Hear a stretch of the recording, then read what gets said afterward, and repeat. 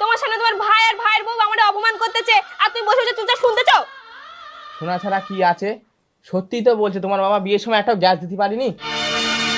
আমার বাবা দেয়নি তা কি হয়েছে? তা তুমি একটা গ্যাস সিলিন্ডার কিনতে পারোনি? মদ্দা লোক হয়েছে কি করতি? হ্যাঁ ঠিক আছে, আমি নাই মদ্দা লোক না, তোমার বাবা মদ্দা লোক তো।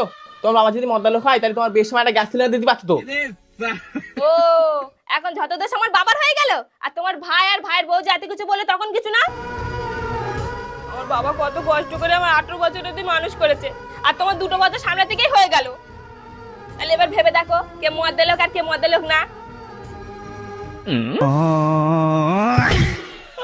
এই ছোট,